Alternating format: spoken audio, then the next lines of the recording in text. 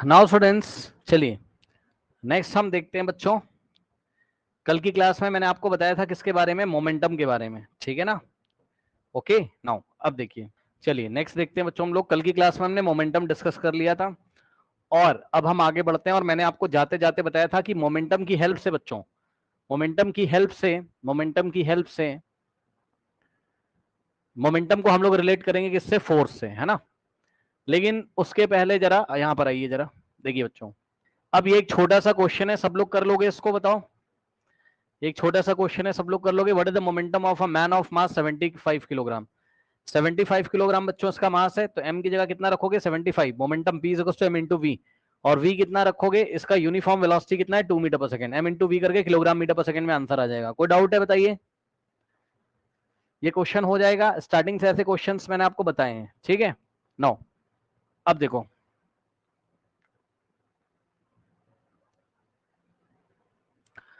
Now बच्चों अब ध्यान से चेक करिएगा। देखिए,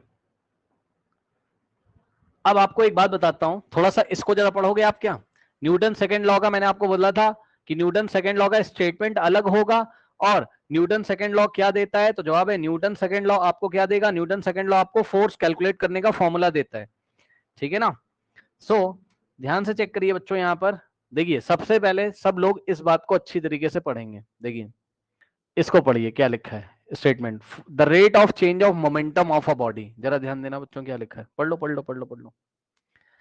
rate of change of momentum of a body is directly अब ये थोड़ा समझना थोड़ा कठिन है, इसको जब समझाऊंगा ना तो कुछ लोग बेचारे परेशान हो जाएंगे। अच्छी तरीके से समझिएगा जरा। देखिए, पहले पढ़ लो क्या लिखा है किताब में। ये न्यूटन सेकंड लॉ का स्टेटमेंट है। क्या कहता है Newton second law, the rate of change of momentum of a body is directly proportional to applied force. Rate of change of momentum of a body is directly proportional to applied force, ठीक।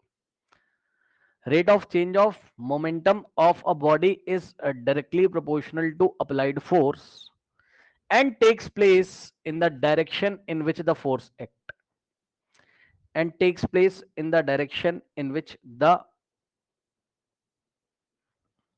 force acts. Okay, देखिए इसका मतलब मैं आपको समझाता हूं जरा। इसको आप इस तरीके से समझ सकते हो। आइए एक एग्जांपल लेते हैं पहले। देखिए, सबसे पहले आप ये समझो, सबसे पहले तो आप ये समझो rate of change of momentum का मतलब क्या होता है। देखो, पहले तो आप यही समझ लो, क्या rate of change of momentum का मतलब क्या होता है।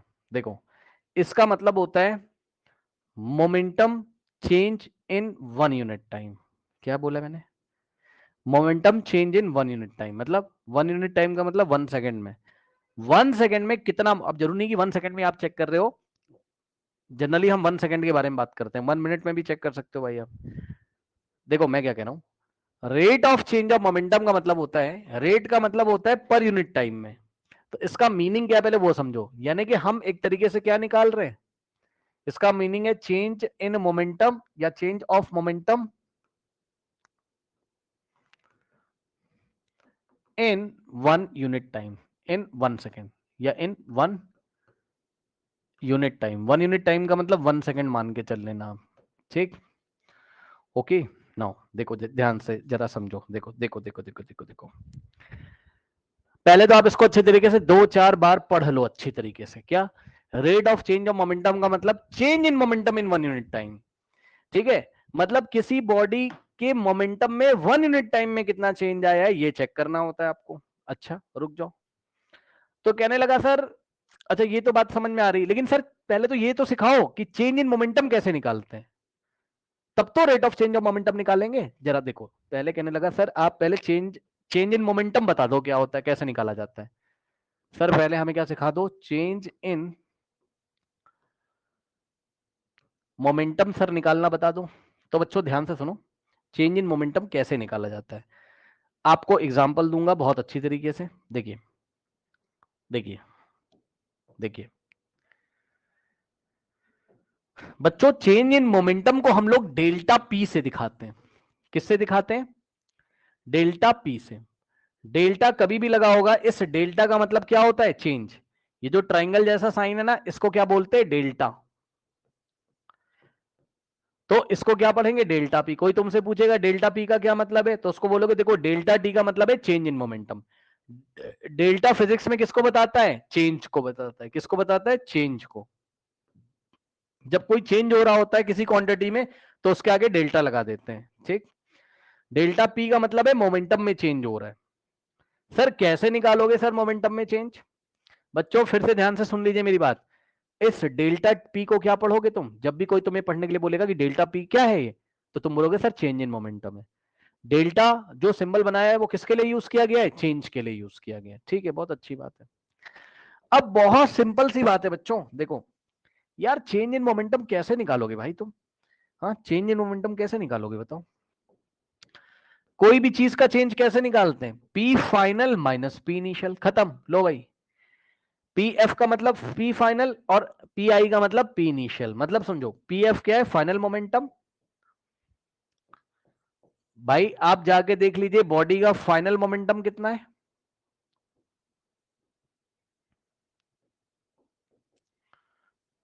ठीक। और पी आई क्या है बताइए, बॉडी का या सिस्टम का इनिशियल मोमेंटम कितना है, इनिशियल मोमेंटम कितना है। अब समझ में नहीं आया सर, कोई बात नहीं है, मैं आपको बताता हूं। जरा ध्यान देना बच्चों, ये एक कार जा रही है आपके सामने, है ना। ये देखिए बच्चों, ये एक कार जा रही है और इसका मास है m। अरे भाई मान लो क्या ही दिक्कत हो गई, ठीक। मान लो इसका मास m है और इसकी वेलोसिटी कितनी है u। जब आपने इसको देखा, ऑब्जर्वर हो आप, आपने इसको देखा, ठीक। तो आपने देखा इसका मास m है और इसकी वेलोसिटी कितनी है, u है। अब टाइम t सेकंड के बाद, कितनी देर के बाद, टाइम t निकल चुका भाई, थोड़ी देर के बाद ड्राइवर ने क्या किया, ड्राइवर ने इसको एस्केलेट मान लो कर दिया, मान लो कर दिया, ठीक। और इसकी वेलोसिटी बढ़ गई या घट गई, जो भी होना होगा हो गया, ब्रेक लगाया होगा तो डिक्रीज करेगी और एस्केलेट किया होगा तो इंक्रीज हो जाएगी। मान लीजिए कि t सेकंड के बाद इस कार की वेलोसिटी कितनी हो गई, मास तो कार का m ही रहेगा और वेलोसिटी कितनी हो जाएगी, v हो जाएगी, ठीक। कार उसी डायरेक्शन में जा रही है। अब देखो मैं आपसे बहुत आसानी से सवाल पूछूंगा, बिल्कुल आराम से। देखो एक बात बताओ बच्चों, ये इनिशियल कंडीशन है कि नहीं, बताओ। इनिशियली जब आपने देखा तो ऐसा है, और ये फाइनल कंडीशन है t सेकंड के बाद, after t second, after t seconds, है ना। ऐसी सिचुएशन है, यस और नो। तो ये फाइनल सिचुएशन है आपकी, यस सर। तो मैंने आपको बोला, मैंने कहा भाई एक बात बताओ, आप क्या इनिशियल मोमेंटम निकाल लोगे, पी आई, पी आई का मतलब इनिशियल मोमेंटम, इनिशियल मोमेंटम, है ना। तो आपने बोला हाँ निकाल लेंगे। मैंने कहा कैसे निकालोगे, तो भाई मोमेंटम का फॉर्मूला क्या होता था, मास इनटू वेलोसिटी, याद है। जितना बॉडी बॉडी का मास हो और जितना बॉडी की वेलोसिटी हो, दोनों को मल्टीप्लाई कर लीजिए, मोमेंटम आ जाएगा। तो बच्चों देख के जरा बताइए, इनिशियली जब ऑब्जर्वर ने देखा था तो कार का मास कितना है, m। और कार कितनी वेलोसिटी से जा रही है, u वेलोसिटी से। ये मोशन ऑफ डायरेक्शन है, इधर जा रही है कार, स्ट्रेट लाइन में मोशन हो रहा है, ज्यादा टेंशन मत लेना, ठीक। नाउ तो m इंटू यू हो जाएगा इसका मोमेंटम, मानते हो कि नहीं, जल्दी से बताओ, सही है ना। m इंटू यू हो जाएगा इनिशियल मोमेंटम। अब फाइनल मोमेंटम मैंने आपसे पूछ लिया कि भाई फाइनल मोमेंटम बता दो, ठीक। मैंने आपसे पूछा फाइनल मोमेंटम बता दो, तो आपने कहा सर m इंटू वी। भाई फाइनली मास तो चेंज होगा नहीं, मास तो उतना ही, और वेलोसिटी कितनी है, v, ठीक। सो फाइनल मोमेंटम कितना हो गया बताइए, m इंटू वी, यस और नो, बताइए। अब मैंने आपसे पूछा डेल्टा p बता दो, change in momentum. So change in momentum निकाल रहा हूं अभी, जरा ध्यान रखिएगा, गलत मत कर दिएगा।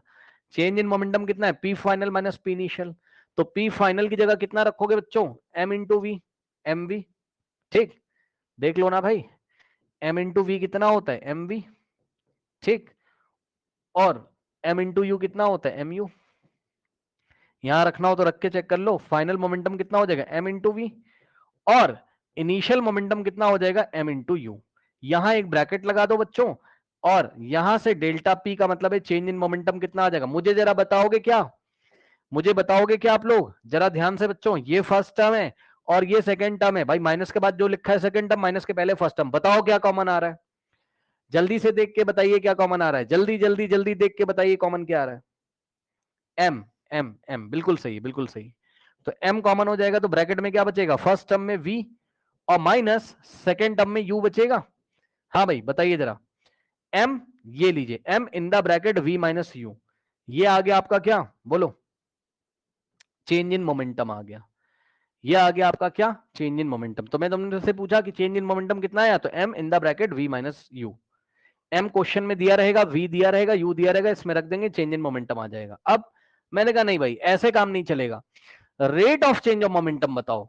क्या बताओ, rate of change of momentum बताओ। ठीक, तो पहली बात तो आपको ये वाली लाइन याद होनी चाहिए, rate of change of momentum का मतलब होता है चेंज ऑफ मोमेंटम या change in momentum in 1 unit time. 1 unit time में कितना मोमेंटम में चेंज हुआ। अब यही वाला डायग्राम देख लो बच्चों, ये जो मोमेंटम में चेंज आया है ये कितने सेकंड में आया है, कितनी देर के बाद मोमेंटम में इतना चेंज आया है, देख के बताइए यहां से, कितनी टाइम के बाद मोमेंटम में इतना चेंज आया है, टाइम देख के बताइए, कितना लिखा हुआ है, टी सेकंड के बाद। So after T second momentum में कितना चेंज है, इतना। तो अब इसी बात को मैं आपकी कॉपी पे लिख दूं, कोई दिक्कत है, बोर्ड पे लिख दें, इसी बात को बोर्ड पे लिख दें, आफ्टर आफ्टर ध्यान से सुन लेना बच्चों, आफ्टर टी सेकेंड, टी कोई नंबर होगा जो हमें नहीं पता और हमें जानने की जरूरत भी नहीं है, सुन लो, आफ्टर टी सेकेंड्स बच्चों ध्यान देंगे स्टूडेंट्स, चेंज इन मोमेंटम, ध्यान देंगे बच्चे, चेंज इन मोमेंटम आपने ही तो निकाला है, चेंज इन मोमेंटम, मोमेंटम, हाँ भाई, after T second change in momentum कितना आया है बताओ, m in the bracket v minus you. हाँ जरा आप लोग बताएंगे क्या मैंने कोई गलती तो नहीं कर दी है, बिल्कुल सही लिखा है, चेक कर लो भाई। कार पहले मास m था, वेलोसिटी u थी, t टाइम के बाद तो उसका इनिशियली मोमेंटम कितना था, m इंटू यू। थोड़ी देर के बाद देखा, टी सेकंड के बाद देखा तो मास तो उतना ही रहेगा, वेलोसिटी चेंज होके v हो गई, तो फाइनल मोमेंटम कितना हो गया, m इंटू वी, और कार उसी डायरेक्शन में जा रही है, डायरेक्शन नहीं चेंज हुआ है, ठीक है ना, डायरेक्शन चेंज नहीं हुआ है, कार स्ट्रेट लाइन में उसी पाथ पे जा रही है, उसी रास्ते पे जा रही है, ठीक है। तो आपने कहा P final minus p initial कर दो, मैंने कर दिया, तो आंसर क्या आया, डेल्टा पी। डेल्टा पी का मतलब है चेंज इन मोमेंटम कितना है, M in the bracket we minus u. तो ये जो चेंज इन मोमेंटम ये टी सेकंड में आया है, यही बात मैंने कॉपी पे लिख दी। यहां पे देखो जरा, मैंने क्या लिखा, after T second change in momentum is equal to M in the bracket we minus U. अब सुनो सुनो सुनो सुनो, अगर टी सेकंड में इतना चेंज होता है तो 1 सेकंड में कितना चेंज होगा, क्यों भाई पुराने बच्चे बताएं, यूनिटरी मेथड लगा के, अगर टी सेकंड में इतना चेंज होता है तो 1 सेकंड में कितना चेंज होगा, इन 1 सेकंड। यूनिटरी मेथड कैसे लगाते हो, जैसे ही इसको 1 करोगे ये जाके उधर क्या कर देगा, जल्दी बताओ, ये जाके उधर क्या कर देगा, बोलो बोलो बोलो बोलो, हाँ डिवाइड कर देगा, बिल्कुल सही बिल्कुल सही बिल्कुल सही बिल्कुल सही, very good. So in 1 second change in momentum is equals to कितना आ जाएगा, m in the bracket v minus you by t आ जाएगा, बताओ यस और नो, सही है ना, ये आ जाएगा, सही है। अब ध्यान दें स्टूडेंट्स, ये बात जो लिखी हुई है यहां पर, ध्यान दीजिएगा जरा, ये बात जो लिखी हुई है इन 1 सेकंड चेंज इन मोमेंटम, इसको ही क्या बोला जाता है, जल्दी से बताओ, इसको ही क्या बोला जाता है, अभी पीछे पढ़ाया है, change of momentum in 1 unit time, 1 second में ही जो चेंज होता है मोमेंटम में उसको ही तुम क्या बोलते हो, rate of change of momentum, yes और नो। तो rate of change of momentum का फॉर्मूला क्या आ गया, यही चीज जो लिखी है, ये देखिए, rate of change of momentum का फॉर्मूला क्या आ गया, rate of change of momentum का फॉर्मूला क्या आ गया, m in the bracket v minus you by T. अच्छा इसी चीज को एक और तरीके से लिख सकते हो, नीचे वाले t को ऐसे रहने दो, ऊपर m v माइनस यू की जगह तुम क्या लिख सकते हो, delta p, m v minus U P, m in the bracket v minus you की जगह तुम क्या लिख सकते हो, डेल्टा p, सही है ना। तो ऊपर तुमने क्या लिख दिया बताओ, डेल्टा p। तो बताओ rate of change of momentum का फॉर्मूला, चाहे तो ये याद कर लो चाहे तो याद कर लो, m in the bracket v minus you by T, और या फिर delta p by T. Delta p का मतलब ही क्या है, डेल्टा p का मतलब ही क्या है, m in the bracket v minus you. अगर केवल डेल्टा p बोल रहे हो तो चेंज इन मोमेंटम है, टाइम से डिवाइड कर रहे हो तो rate of change of momentum है, ठीक ठीक है। अच्छा अब मैं तुम्हें एक छोटा सा क्वेश्चन देता हूं, पहले यहां बच्चों एक छोटा सा क्वेश्चन देता हूं, क्वेश्चन सुनिए, ये एक बॉल है या कार ले लो, ये एक बॉल है, नहीं बॉल ले लो, चलो बॉल ले लो, ठीक, चलो एक एक एक एक पहले चलो एक छोटा सा सवाल करवा लें तुमसे, एक छोटा सा सवाल करवा लेते हैं फिर हम देखते हैं क्या होता है ना। ये कार है बच्चों, कार का मास है सपोज 500 किलोग्राम, ठीक, 500 किलोग्राम। ओके नाउ उसके बाद ध्यान से चेक करिएगा,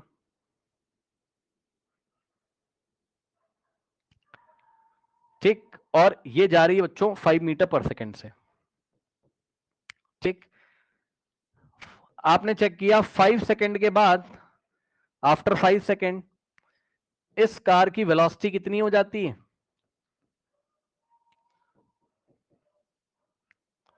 5 से बढ़ के 10 मीटर पर सेकेंड हो जाती है।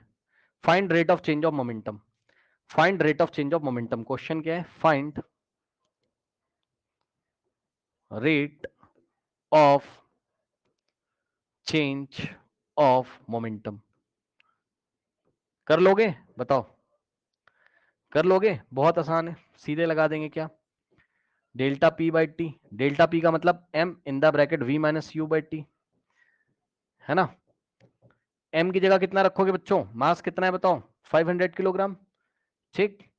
तो 500 इन the bracket v minus you, v कितना है बताओ? 10 माइनस u कितना है? अब एक बात पूछूंगा, बुरा तो नहीं मानोगे?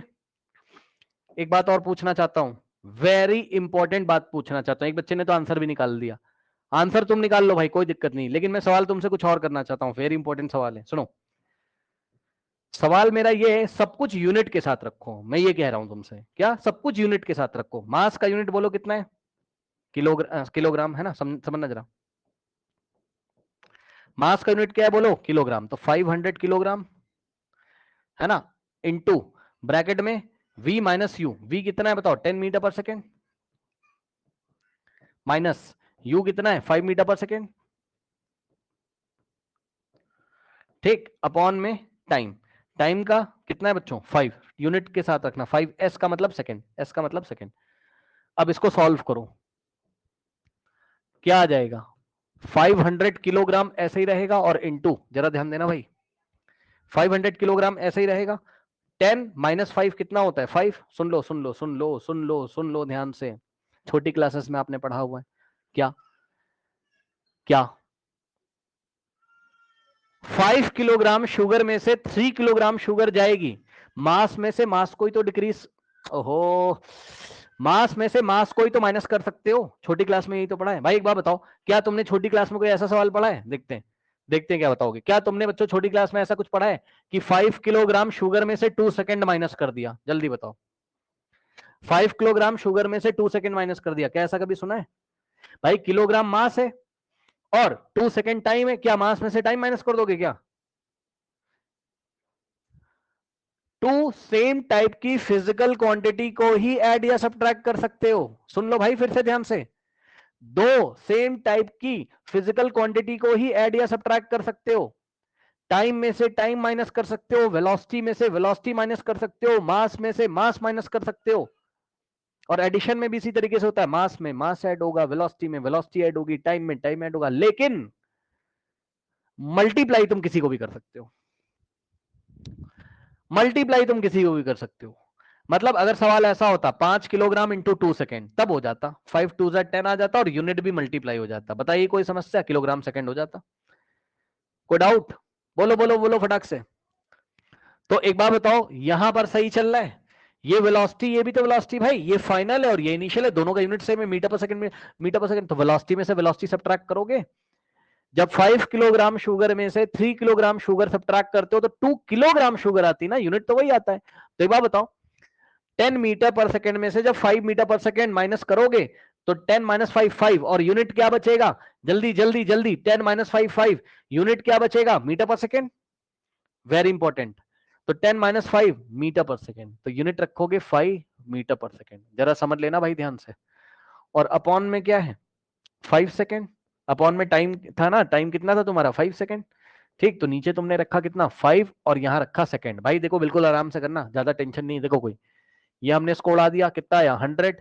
अब ध्यान देना बच्चों, ध्यान से, 100 बचा ऊपर, 100 इंटू 5 कितना होता है? जल्दी से, 500। और किलोग्राम, भाई यूनिट का ध्यान रखना, नहीं बहुत प्रॉब्लम हो जाएगी। किलोग्राम और मीटर पर सेकेंड, और ध्यान देना जरा, ध्यान देना जरा, नीचे भी तो सेकेंड बैठा है भैया, इसको क्या भूल जाओगे? बोलो। अब यहां से क्या आ जाएगा बताओ? 500, थोड़ा ध्यान देना बच्चों, किलोग्राम, इतना तो आपने पढ़ा होगा मैथ्स। ये सेकंड यहां नीचे आके मल्टीप्लाई करेगा इस सेकंड में, तो क्या हो जाएगा, मीटर अपॉन में सेकंड इंटू सेकंड, और यहां से क्या हो जाएगा 500 किलोग्राम मीटर, और नीचे सेकंड इंटू सेकंड कितना हो जाएगा, बोलो सेकंड का स्क्वायर।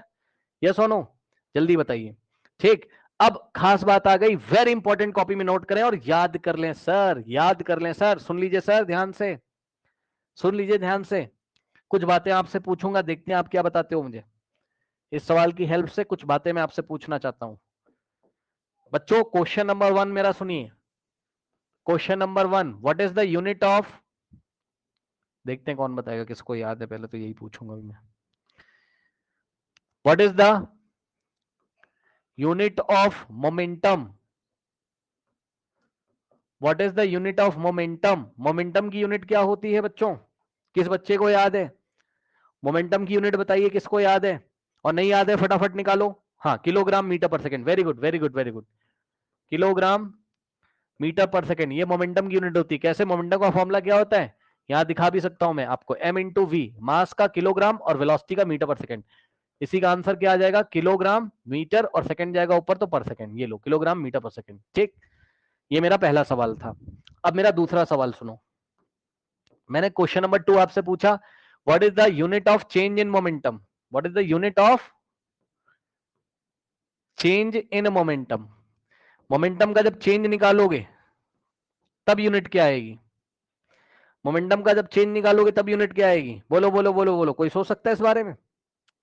मोमेंटम का चेंज कैसे निकाला जाता था बताओ, p final minus p initial से, p final minus p initial से, तो मोमेंटम में से मोमेंटम माइनस करोगे तो भाई मोमेंटम की का तो यूनिट आएगा, इतना क्या सोचना है।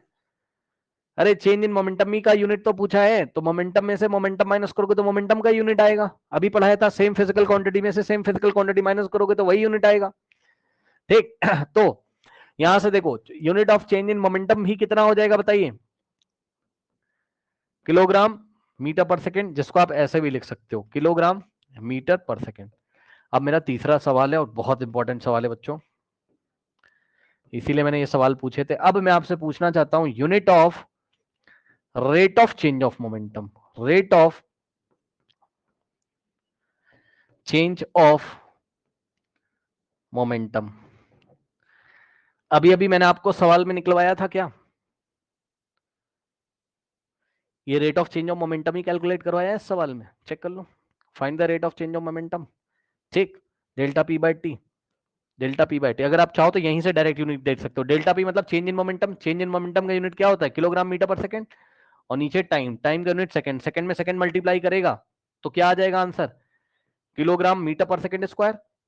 यही आया है कि नहीं आया है बताओ, यही आया है कि नहीं आया है, यहाँ पे देखो kilogram metre per second square ही आया है कि नहीं आया है। तो unit of rate of change of momentum कितना होता है, किलोग्राम मीटर पर सेकंड मत कर देना, kilogram metre per second square होता है।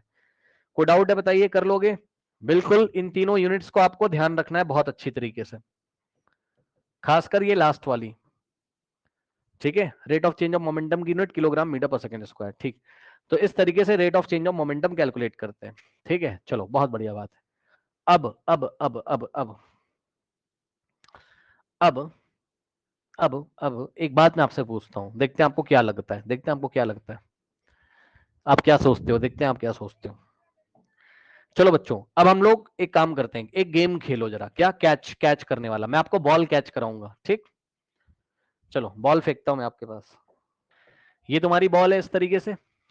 ठीक, ये बॉल है, इधर तुम खड़े हुए हो। ठीक, इधर तुम खड़े हो और तुम अभी कैच करोगे, ठीक, बॉल को, और फिर से वही बॉल लेके फिर से कैच करोगे। जरा समझना, दोनों में अंतर समझना है ना बच्चों, ध्यान से जरा चेक करिएगा, बॉल का मास, अब सुनो सुनो, पता है, सुनो, सुन लो सुन लो, बॉल का मास ना भाई मैं 2 किलोग्राम ले रहा हूं, बच्चे कहेंगे ये कौन सी बात है, मास 2 किलोग्राम कैसे हो सकता है, भाई मुझे पता है 2 किलोग्राम बहुत ज्यादा होता है, 2 किलो आलू लेके आओ, काफी भारी होता है बाजार से, लेकिन ना समझाने के लिए बता रहा हूं बच्चों, 2 रखेंगे ना तो आसानी होगी ना कैलकुलेशन करने में, बात समझो ना, 2 रखेंगे तो आसानी होगी ना, अरे समझ जाओ भाई, रख दिया बस ऐसे यार, समझाने के लिए क्या दिक्कत है। ठीक, तो मास कितना है, 2 किलोग्राम है बॉल का, अरे भाई मान लो यार, क्या जा रहा है तुम्हारा मानने में। ठीक, और इसकी वेलोसिटी कितनी बच्चों, अब देखो कुछ लोग परेशान हो जाएंगे, बोलेंगे वेलोसिटी को आपने यू से दिखा रहे हो, कभी वी से दिखा रहे हो। अरे भाई तुम क्यों टेंशन ले रहे हो, वेलोसिटी वेलोसिटी है यार। जब इनिशियल वेलोसिटी फाइनल वेलोसिटी वाला कॉन्सेप्ट आएगा तो आप बाद में देखना, जैसे पीछे भी दिखाया था, यू से दिखाया था इनिशियल वाले को, वी से दिखाया था फाइनल वाले को। अभी मैं वी से ही दिखा दूंगा, मतलब बॉल कितनी वेलोसिटी से आ रही वो मैंने दिखा रहा हूं तुम्हें, क्या दिक्कत हो गई बताओ। ठीक, तो वेलोसिटी रख दी मान लो बच्चों यहां पर मैंने 10 मीटर पर सेकंड। अब सुनो, अब बड़ा मजा आएगा। यू, चलो यू से ले लो भाई, तुम यू से ले लो ना, क्या ही जा रहा है तुम्हारा, तुम यू से ले लो, जाओ खुश। यू का मतलब वेलोसिटी, वी का मतलब वेलोसिटी, किसी से भी दिखा दो। अब सुनो, अब देखो बच्चों क्या होगा। चलो तुमको कैच करा रहे हैं, फेंके, चलो ये फेंका, पकड़ लो, पकड़ लिया। जब तुम बॉल पकड़ लोगे तो बॉल किस में आ जाएगी, कौन से स्टेट में आ जाएगी बॉल, जल्दी से बताओ मुझे। भाई मैंने तुम्हें कैच करा दिया, तुमने पकड़ लिया, तुमने बॉल पकड़ लिया, बॉल कौन से स्टेट में आ जाएगी जल्दी बताओ। स्टेट ऑफ रेस्ट में। बहुत सीधी सी बात है, तुम लोग बता रहे हो, मैं कुछ नहीं कर रहा हूं, तुमने बताया है। ठीक, बॉल मैंने दिया तुम्हें, लो भाई पकड़ो, तुमने कैच किया, ये रेस्ट पे आ गई। सुन लो, और ये जरा मुझे फटाफट बता दो कि बॉल जैसे ही रेस्ट पे आ जाएगी, सुन लो ध्यान से, सुन लो ध्यान से बच्चों, सुन लो ध्यान से बच्चों, ये इनिशियली कंडीशन थी, बॉल ऐसे करके आ रही थी, मास इतना था, वेलोसिटी इतनी थी, जैसे ही तुमने इसको कैच कर लिया, ये तुम्हारे हाथ है, बुरा मत मानना, ठीक, मान लो तुमने इसको कैच कर लिया इस तरीके से, ठीक, ये देखो ये पकड़ा इसने, ठीक। अब जरा समझना बच्चों, फाइनली फाइनली फाइनली फाइनली ऐसा और इनिशियली ऐसा था, बॉल की हालत इनिशियली ऐसी थी, इनिशियली बॉल की हालत ऐसी थी, फाइनली पकड़ लिया। अब एक बात बताओ भाई, जब तुमने बॉल को पकड़ लिया, जब तुमने बॉल को पकड़ लिया, जब तुमने बॉल को पकड़ लिया, तो मुझे बताना जरा कि बॉल का मास क्या चेंज हो जाएगा, जल्दी से बॉल के बारे में बात कर रहे हैं, क्या बॉल का मास चेंज हो जाएगा बताओ। नहीं भाई, मास थोड़ी ना चेंज हो जाएगा यार मास क्या है, क्वांटिटी ऑफ मैटर है, मास निकल के बॉल से थोड़ी ना भाग जाएगा, ठीक। तो मास तो अभी भी कितना है, 2 किलोग्राम, जरा समझोगे क्या ध्यान से। और वेलोसिटी कितनी हो जाएगी बॉल की, बॉल अगर रेस्ट पे आ गई तो वेलोसिटी कितनी हो जाएगी, 0 मीटर पर सेकेंड, बिल्कुल सही। अब सुनो ध्यान से, सुनो ध्यान से, एक सवाल पूछूंगा, देखते हैं कौन बताएगा। सुनो, बॉल ये देखो आ रही है, अभी तो अभी हाथ में आई नहीं तुम्हारे, अभी आ रही है, यहां तक पहुंची, जब यहां तक पहुंची, एयर रेजिस्टेंस को 0 मान लो, एयर रेजिस्टेंस को 0 मान लो भाई, कोई एनर्जी का लॉस वॉस नहीं हो रहा है, ठीक। तो बॉल अगर यहां तक आई, तुम्हारे हाथ में जस्ट आने वाली, जस्ट आने वाली, आने वाली, तो जब जस्ट आने वाली उस टाइम भी बॉल की वेलोसिटी कितनी रही होगी, 10 ही तो रही होगी। अगर हम एनर्जी लॉसेस 0 मान ले, कोई लॉस वॉस नहीं हो रहा है, कोई एयर रेजिस्टेंस नहीं है, बॉल यूनिफॉर्म वेलोसिटी 10 मीटर पर सेकेंड से आ रही है, तुम्हारे हाथ के जस्ट, तुम्हारे हाथ के सरफेस में आने से पहले भी वो टर्न रही होगी, हाथ में आने पे रुक जाती है ना। अब सुनो,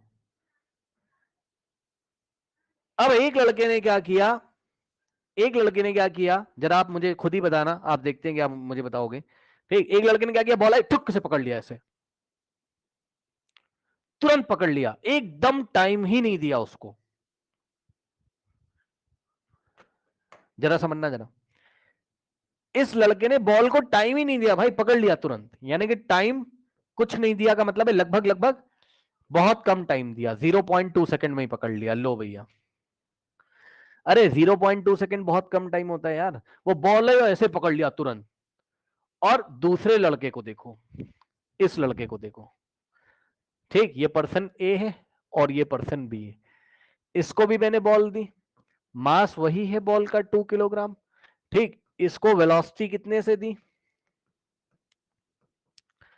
ठीक, और इस लड़के ने भी इस बॉल को कैच कर लिया, लेकिन पता है ये थोड़ा ना अजीब, ये थोड़ा बढ़िया लड़का है, इसने क्या किया, सुनो, इसने बॉल को पकड़ लिया, तो पकड़ते ही मास तो बॉल का उतना ही रहेगा, सही है ना, और वेलोसिटी बॉल की कितनी हो जाएगी बताइए, 10 मीटर पर सेकेंड, सॉरी 0 मीटर पर सेकेंड रेस्ट पे। लेकिन पता है इस लड़के ने कैसे पकड़ा, जरा इसका कैच देखना, इस लड़के का कैच देखना, इसके भी हाथ में आने से पहले 10 मीटर पर सेकेंड रहेगा वेलोसिटी, इस लड़के ने ऐसे पकड़ा, देखो जरा ध्यान से कैसे पकड़ा, इसने कैसे पकड़ा था,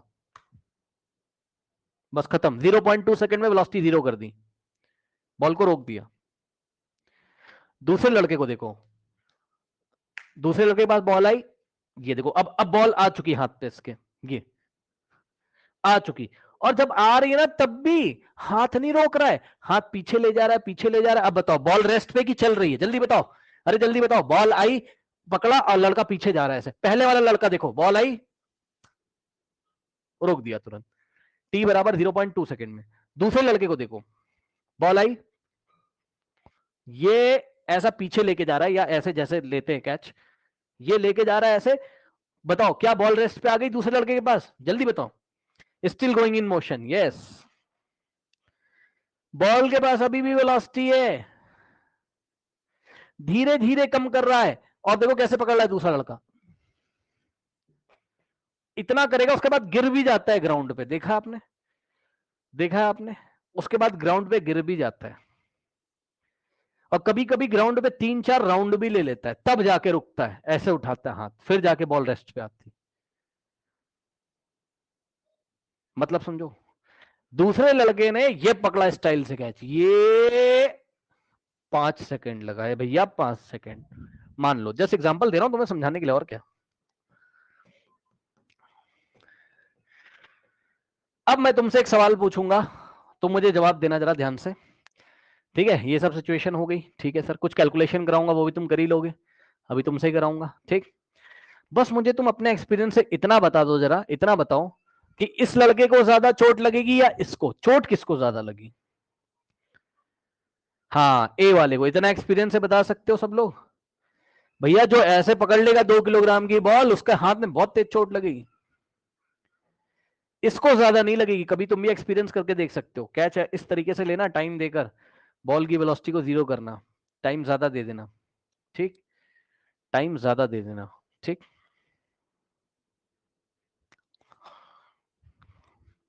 उसको कम चोट लगेगी, लिख दे रहा हूं, ध्यान सुनो। मोर हर्ट, ज्यादा चोट लगी, इसको लेस हर्ट। अच्छा बताओ जरा, ये चोट क्यों लगती है? चोट क्यों लगती? क्यों चोट लगती? क्यों चोट लगती? बॉल को जब पकड़ोगे तो तुम बॉल पे कांटेक्ट फोर्स लगा रहे हो, तो बॉल तुम पे लगाएगी ना भाई, action reaction. Newton third law नहीं सुना अभी? कोई बात नहीं, जब तुम किसी बॉडी पे फोर्स लगाते हो, अभी डिटेल में बाद में पढ़ाएंगे, लेकिन कम से कम इतना तो पता होगा ना, एक्शन रिएक्शन लॉ। तुम किसी बॉडी पे फोर्स लगाओगे तो बॉडी भी तुम्हारे पे लगाएगी, सही है ना? तो तुमने बॉल को पकड़ के रखा, तुमने बॉल पे फोर्स लगाया, तो बॉल भी तो तुम पे लगाएगी। मोटी मोटी बात ये है, बस आप ये देखो, और देखो देखो, ज्यादा टेंशन नहीं लेने का भाई, बस तुम इतना समझो, तुमने बॉल पे फोर्स लगाया तो बॉल भी तुम्हें नहीं छोड़ेगी, बॉल भी तुम्हारे हाथ पे फोर्स लगाएगी, उतना ही। इक्वल एंड ऑपोजिट फोर्सेस लगते हैं बच्चों, ये अभी हम न्यूटन थर्ड लॉ में पढ़ेंगे, इक्वल एंड ऑपोजिट फोर्सेस लगते हैं। तो बॉल को तुमने पकड़ा, बॉल ने तुम्हारे हाथ पे फोर्स, तुमने बॉल को पकड़ने के लिए फोर्स लगाया होगा, तो बॉल भी तुम पे उतना ही फोर्स लगाएगी। मोटी मोटी बात ध्यान से सुनो, बॉल तुम्हारे ऊपर, तुम्हारे हाथ पे फोर्स लगाती है, जिससे तुम्हें चोट लगती है। ज्यादा ज्यादा चोट का मतलब है कि फोर्स ज्यादा रहा होगा, और कम चोट का मतलब है फोर्स कम रहा होगा। फोर्स बाय द बॉल में निकाल रहा हूं मैं, क्या पढ़ रहा हूं? Force by the ball, force by the ball, ball ने कितना फोर्स लगाया तुम्हारे हाथों पे, है ना?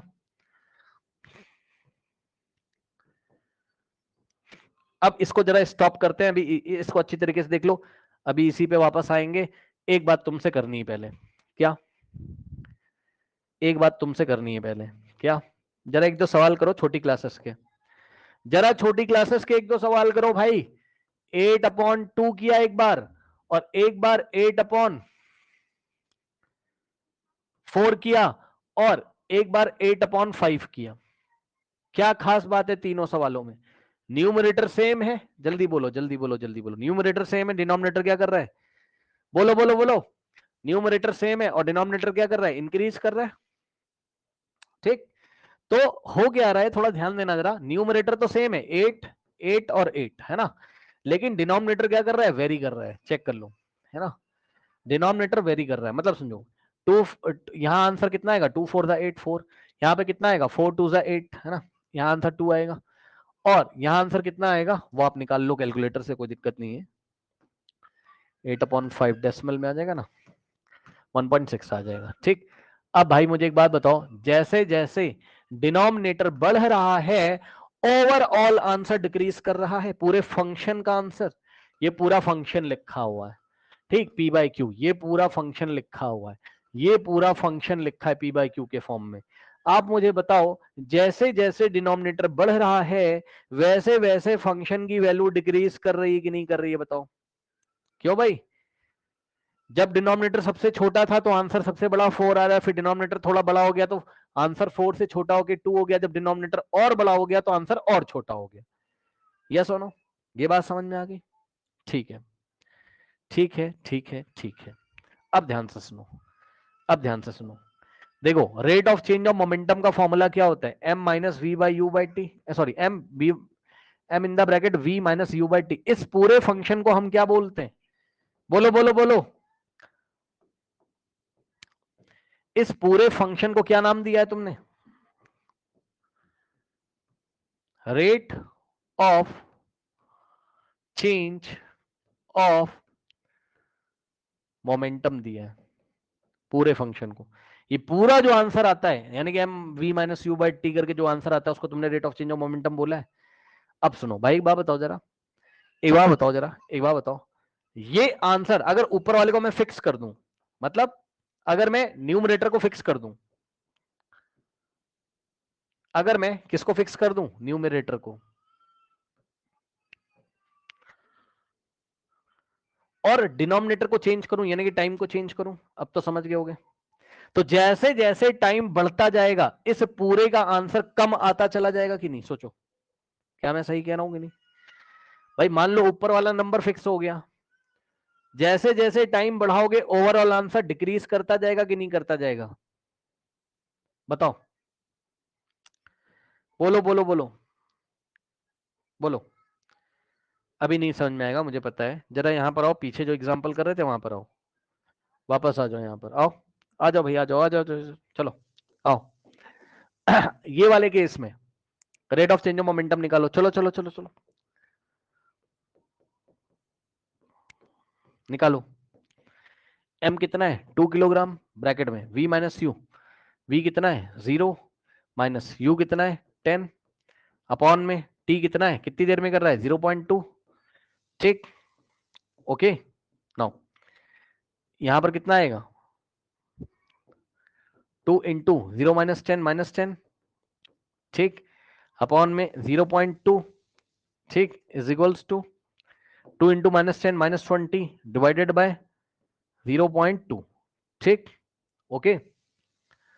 नाउ यहां से पॉइंट उड़ा दोगे, 0 आ जाएगा, कितना आ गया? -100, और यूनिट क्या होती है rate of change of momentum की? किलोग्राम मीटर पर सेकेंड स्क्वायर। माइनस साइन को आप इग्नोर करो, अभी माइनस साइन आ रहा है उसको आप मत देखो, है ना, मत देखने का मतलब है उसके बारे में ज्यादा मत सोचो, वो डायरेक्शंस वगैरह के बारे में बताता है ना। नहीं, डायरेक्शन भी नहीं, माइनस का मतलब होता है कि मोमेंटम डिक्रीज कर रहा है सिस्टम का, मतलब आप बस ये समझो माइनस अगर आ रहा है तो इसका मतलब वेलोसिटी डिक्रीज कर रही है, ठीक है ना? देख लो भाई, rate of change of momentum अगर कैसा आ रहा है? नेगेटिव, तो वेलोसिटी डिक्रीज कर रही है, चेक कर लो ना, 10 से डिक्रीज होकर 0 हो जा रही है। तो माइनस साइन केवल ये बता रहा है कि मोमेंटम क्या कर रहा है? सिस्टम की वेलोसिटी डिक्रीज होती है, बस इतना सोच लो, ज्यादा टेंशन नहीं लेने का। माइनस, हाँ भाई जरा बस आप मैग्नीट्यूड बताओ इसका, मतलब इस माइनस को छोड़ के वैल्यू बताओ। Rate of change of momentum कितना आ रहा है? 100 kilogram metre per second square, यहाँ पे निकालो।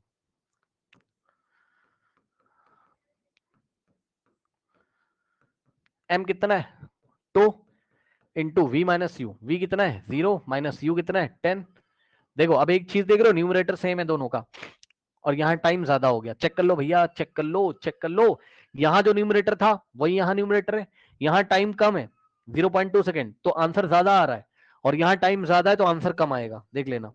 2 इंटू 0 -10 अपॉन में 5, 5 वन जा और 5 टू जा, और 2 इंटू 2 2, और माइनस लग जाएगा, -4 kilogram metre per second square.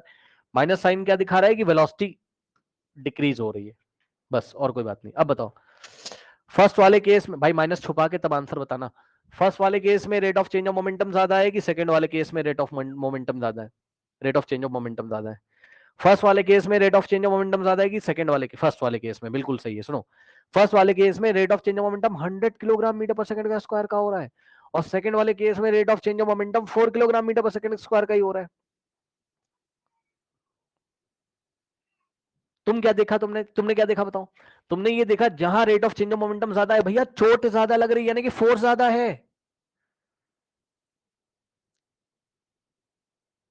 और जहां rate of change of momentum कम है वहां पे चोट कम लग रही, फोर्स कम है। यही तो न्यूटन सेकंड लॉ बोलता है कि rate of change of momentum is directly proportional to force. Force क्या है? कल मैंने तुमसे बात करी थी, मोमेंटम का रिलेशन किससे? फोर्स से है कि नहीं बताओ? अगर rate of change of momentum ज्यादा आ रहा है तो फोर्स भी ज्यादा है, और rate of change of momentum कम आ रहा है तो फोर्स भी कम है। मतलब समझो, मतलब समझो। उसी बॉडी की वेलोसिटी को जीरो करने के लिए अगर तुम टाइम कम रखोगे तो फोर्स ज्यादा लगेगा, यानी कि ज्यादा फोर्स लगाएगी बॉल तुम्हारे हाथों पे। या दूसरे शब्दों में बोले, ध्यान से सुनिएगा, तुम्हें बॉल को रोकने के लिए ज्यादा फोर्स लगाना पड़ेगा। तो भैया तुम अगर ज्यादा फोर्स लगाओगे तो action reaction law, Newton third law से बॉल भी तुम्हारे पास बहुत जबरदस्त फोर्स लगाएगी, चोट ज्यादा लगेगी। और अगर तुमने चालाकी कर ली, क्या चालाकी करी? फिजिक्स तुम्हें आती थी, तुमने समय बढ़ा दिया। समय अगर बढ़ा दोगे, चेक कर लो भाई कहां गया, अगर तुमने ये डिनोमिनेटर बढ़ा दिया, टाइम का वैल्यू बढ़ा दिया, तुमने कैच ऐसे करा, गिरते गिरते गिरते गिरते थोड़ा टाइम दे दिया, 5-6 सेकंड बाद उसकी वेलोसिटी को जीरो किया, यानी कि तुम भी मोमेंटम में उतना ही चेंज कर रहे हो जितना पहले वाला बंदा कर रहा है, लेकिन तुमने ज्यादा टाइम में चेंज किया है। तो टाइम ज्यादा करने से तुम्हारा rate of change of momentum decrease कर जाएगा। ये डिनोमिनेटर इंक्रीज करने से ओवरऑल आंसर कैसा आएगा? लेस आएगा। Rate of change of momentum decrease हो जाएगा, तो rate of change of momentum decrease हो जाएगा तो तुम्हें कम चोट लगेगी, यानी कि तुमको बॉल को पकड़ने में कम फोर्स लगाना पड़ेगा, तो बॉल भी पलट के तुम्हारे हाथ पे कम फोर्स देगी। अब अब मोटी मोटी बात देखो, मोटी मोटी बात यह है क्या, कि अगर rate of change of momentum ज्यादा होगा सिस्टम का तो फोर्स भी भैया ज्यादा लगाएगा, rate of change of momentum कम होगा तो फोर्स भी कम होगा। बस यही तो बात हो गई, यही तो न्यूटन ने बोला था, क्या? Force is directly proportional to what?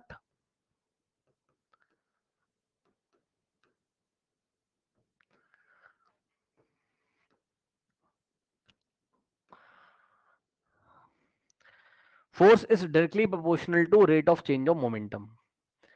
मतलब ये rate of change of momentum जितना ज्यादा होगा फोर्स भी उतना ज्यादा होगा, और अगर rate of change of momentum कम हो गया तो फोर्स भी कम होगा।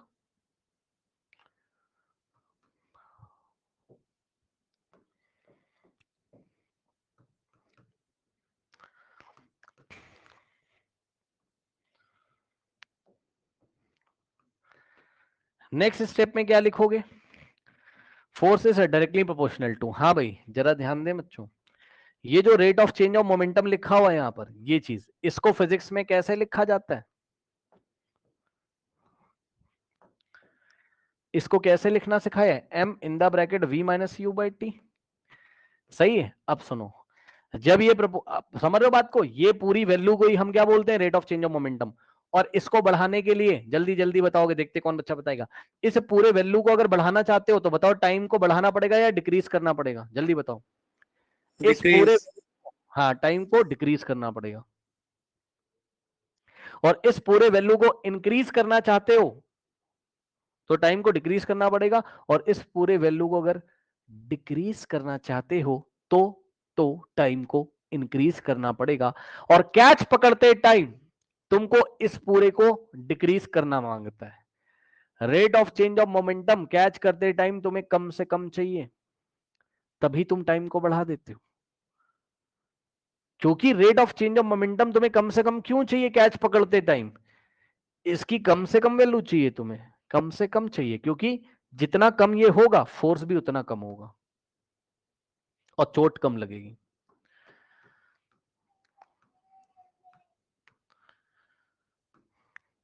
अब सुनो,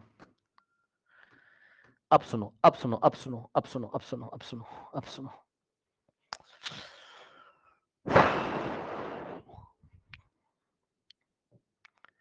जरा कैच करने वाले बंदे का हाथ तो देखो, जरा बॉल को देखना कैसे आ रही है।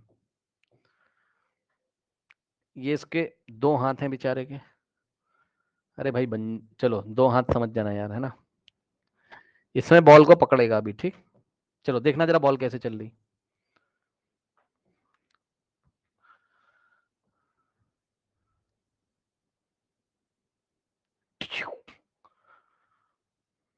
अब थोड़ा सा डिफिकल्ट आपको सोचना पड़ेगा। ये जो बॉल है, देखो मोमेंटम एक वेक्टर क्वांटिटी है कि नहीं, पहले बताओ। मोमेंटम एक वेक्टर क्वांटिटी है, ठीक। तो मोमेंटम वेक्टर क्वांटिटी, जो चेंज इन मोमेंटम भी क्या हो जाएगा, वेक्टर क्वांटिटी। क्यों सर? क्योंकि भाई चेंज इन मोमेंटम भी क्या होगा, वेक्टर क्वांटिटी तो होगी।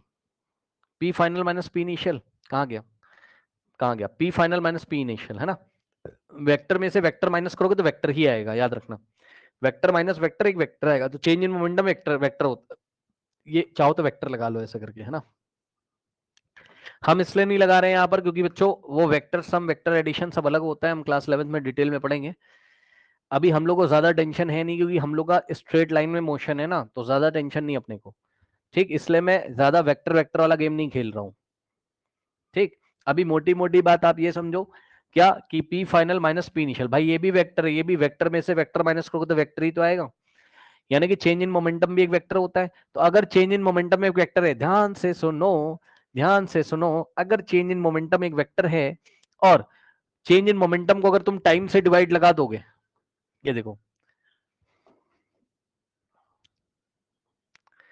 ये पूरा ऊपर वाला क्या है, वेक्टर है, और वेक्टर को टाइम से डिवाइड लगाओगे तो वेक्टर ही तो आएगा यार।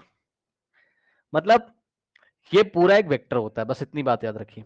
Rate of change of momentum भी क्या होता है, एक वेक्टर होता है, ठीक है। Rate of change of momentum is a vector quantity. Rate of change of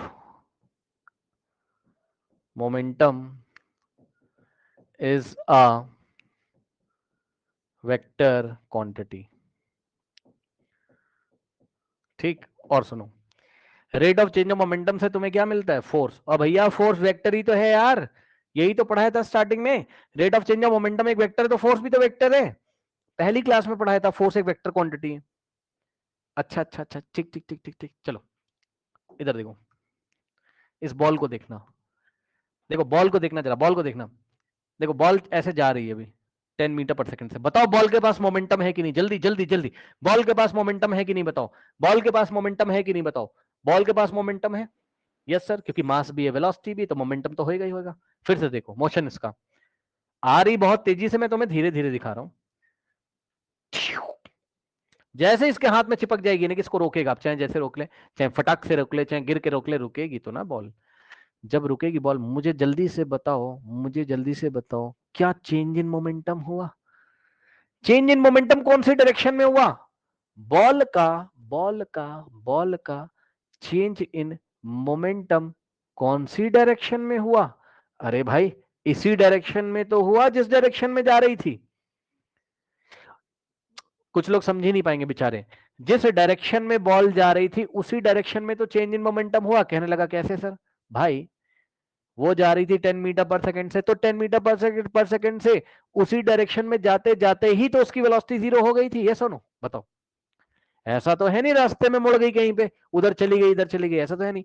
जिस डायरेक्शन में जा रही थी, ठीक, जिस डायरेक्शन में जा रही थी उसी डायरेक्शन में तो rate of change of momentum हुआ है, या उसी डायरेक्शन में तो चेंज इन मोमेंटम हुआ है। कहने लगा कैसे सर, अरे पहले वेलोसिटी 10 थी अब 0 हो गई, तो चेंज इन मोमेंटम उसी डायरेक्शन में जाते जाते तो हुआ है। तो चेंज इन मोमेंटम की डायरेक्शन यही तो है, और जो चेंज इन मोमेंटम की डायरेक्शन है भाई वही तो फोर्स की डायरेक्शन है, चेक कर लो।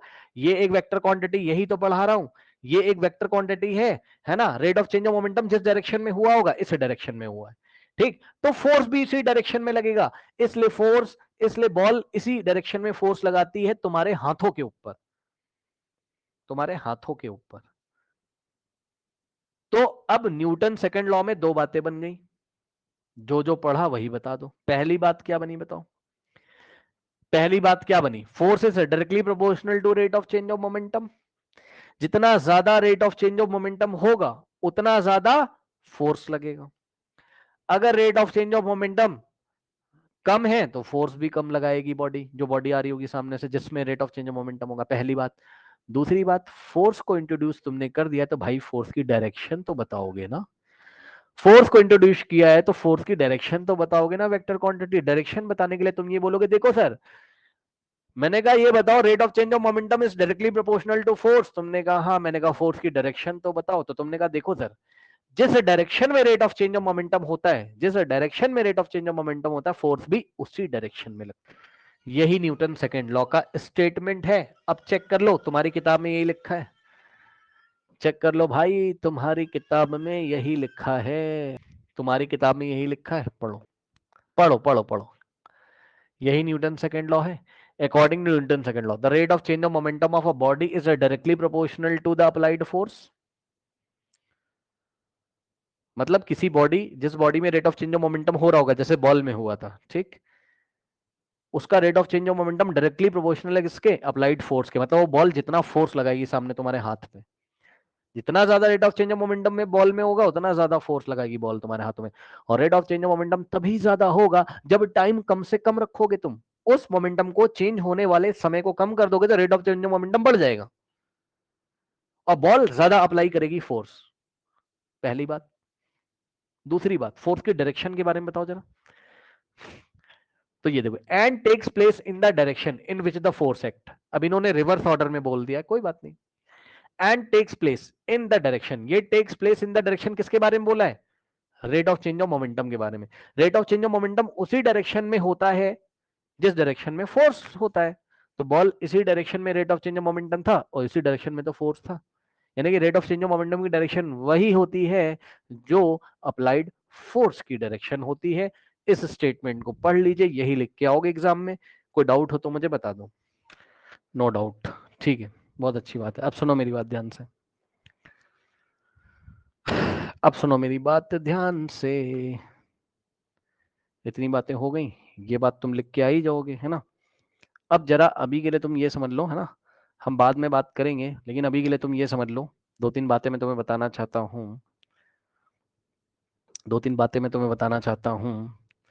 देखो बच्चों, F इज इक्वल्स टू, यहां प्रोपोर्शनल का साइन हटा के कांस्टेंट क्या आएगा बताओ।